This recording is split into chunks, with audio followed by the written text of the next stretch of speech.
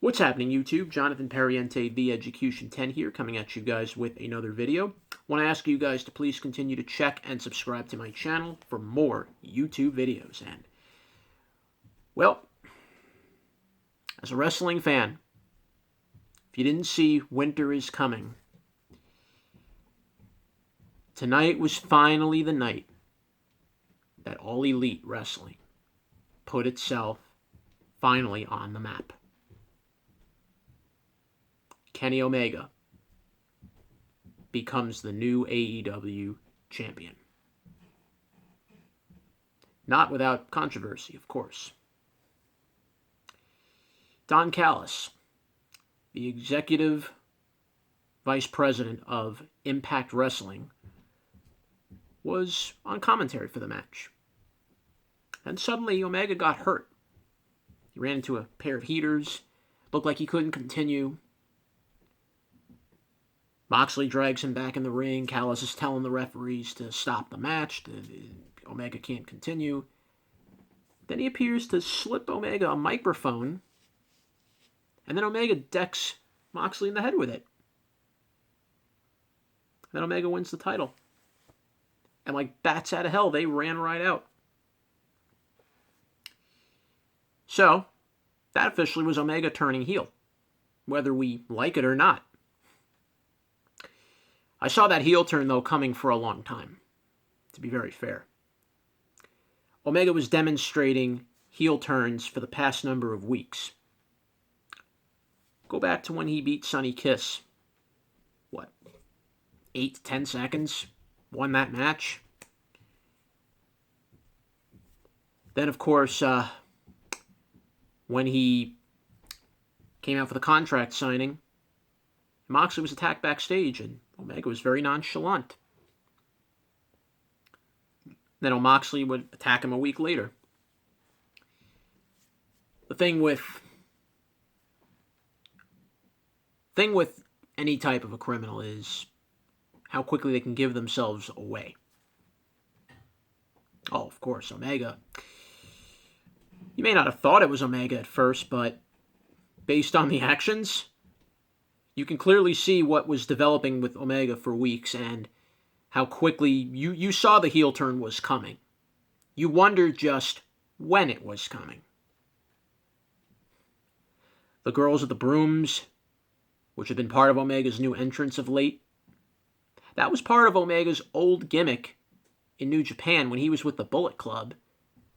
It was the cleaner gimmick that he used to do. If anybody doesn't remember the cleaner gimmick, that was what really helped catapult Kenny Omega in the Bullet Club and really boosted him, making him that. Even though, he'd been wrestling for a long time and he was one of the biggest stars in Japan, Bullet Club really elevated his stardom that much higher. And then once he came to AEW, to have a star like him that could really boost the show and bring it over the top. Well, Omega finally did that tonight. And now not only is AEW, in my book, on the map, all of the wrestling world now will realize who AEW now is. Especially now that Kenny Omega will be appearing on Impact Wrestling Tuesday of next week. And isn't it kind of funny that he's going there next week? Who's on Impact Wrestling right now? For those that are been living under a rock a little bit. Gallows and Anderson are on Impact Wrestling. Remember them from WWE? Guess who they used to be affiliated with for a long time? Omega. So now all of a sudden, when Impact Wrestling aired last week, I briefly saw one of their matches, and I thought I was seeing things when all of a sudden AJ Styles music hit. And it was a fake AJ Styles. Hornswoggle was dressed up as him. It came out for a match. But isn't it kind of funny they played AJ Styles music? Isn't it kind of funny they teased AJ Styles there? And I know AJ's been hinting about retiring soon. Wouldn't shock me if he decides to go back to Impact, kind of where he really launched his career, where things really all began for him. And wouldn't you like to see the Bullet Club reunite on Impact Wrestling? Can you imagine that?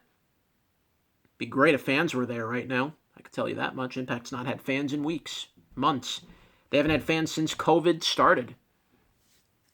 But wouldn't it be funny? Wouldn't it be funny if the Bullet Club was to reunite very soon? And now you're having AEW directly go against Impact Wrestling?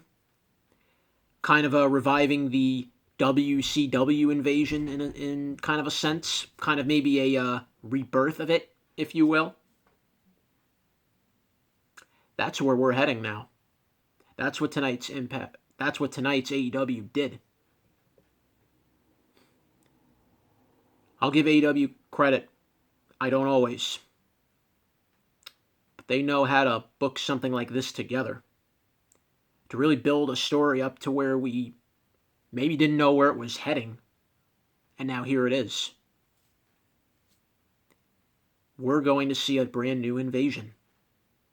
What a way to end 2020 with everything that's gone on this year. How also funny, this is what also overshadowed tonight's episode. Sting has all of a sudden joined All Elite. That no one saw coming, including me.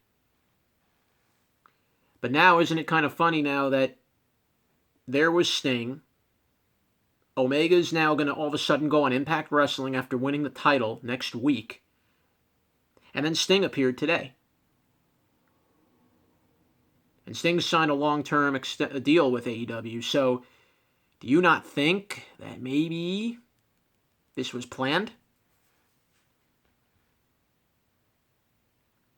Sting, remember, was on Impact Wrestling for a long time. From the very beginning, I might add of it. If this is maybe some way that AEW will join forces with Impact, if All Elite will join forces with Impact Wrestling, my goodness, what's that going to do? My goodness, where we're going to be heading.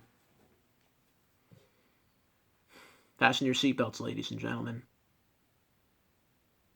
It's no shock that Don Callis had been appearing on various AEW episodes for the past number of weeks, months, going back to some of their recent pay-per-views. He'd made appearances here and there.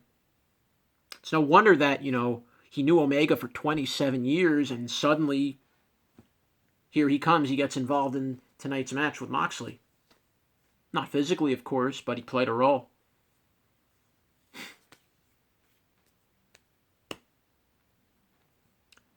Kenny Omega's a heel now, guys. It was coming, now it's here.